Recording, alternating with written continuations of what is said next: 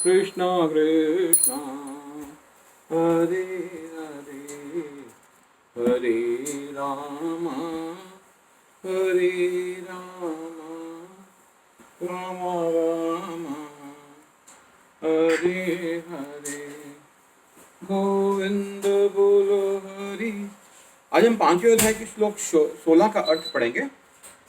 किंतु जब कोई इस ज्ञान से प्रबुद्ध होता है जिससे अविद्या का विनाश होता है, तो उसके ज्ञान से सब कुछ उसी तरह प्रकट हो जाता है जैसे दिन में सूर्य से सारी वस्तुएं प्रकाशित हो जाती हैं। तात्पर्य, जो लोग कृष्ण को भूल गए हैं वे निश्चित रूप से मोहग्रस्त होते हैं, किंतु जो कृष्ण भाव भवित हैं वे नहीं होते। भगवद गीता में कहा गया है, सर्वम ज्ञान पल्लवेन ज्ञानाग्नि सर्व कर्माणि तथा न ही ज्ञानेन सदृशम।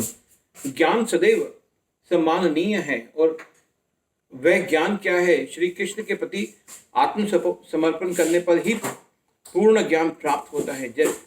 जैसा कि गीता में 7:19 में कहा गया है, बहुनाम जन्म नामन्ते ज्ञानवानमनम प्रपद्यते। अनेक जन्म बीत जाने पर भी पूर्ण ज्ञान प्राप्त करके मनुष्य कृष्ण की शरण में जाता है, अथवा जब उसे कृष्ण भाव अमृत प्राप्त होता है तो उसे सब कुछ प्रकट होने लगता है।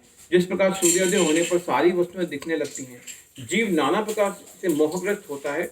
उदाहरणार्थ, जब वह अपने को ईश्वर मानने लगता है तो वह अविद्या के पाश में जा गिरता है। यदि जीव ईश्वर है तो वह अविद्या से कैसे मोहग्रस्त हो सकता है?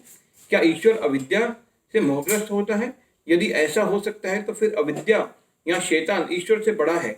वास्तविक ज्ञान उसी से प्राप्त हो सकता है जो पूर्णतः कृष्ण भाव भवित है। अतः ऐसे ही प्रमाणिक गुरु की खोज करनी होती है और उसी से सीखना होता है कि कृष्ण भावामृत क्या है, क्योंकि कृष्ण भावामृत में सारी अविद्या उसी प्रकार दूर हो जाती है जिस प्रकार सूर्य से अंधकार दूर होता है। भले ही किसी व्यक्ति को इसका पूर्ण ज्ञान हो कि वह शरीर नहीं अपितु इससे परे हैं, तो भी हो सकता है कि वह आत्मा तथा परमात्मा में अंतर न कर पाए। किंतु यदि वह पूर्ण प्रामाणिक कृष्ण भाव भवित गुरु को शरण ग्रहण करता है तो वह सब कुछ जान सकता है। ईश्वर के प्रतिनिधि से भेंट होने पर ही ईश्वर तथा ईश्वर के साथ अपने संबंध को सही जाना जा सकता है। ईश्वर का प्रतिनिधि कभी भी अपने आप को ईश्वर नहीं कहता, यद्यपि उसका सम्मान ईश्वर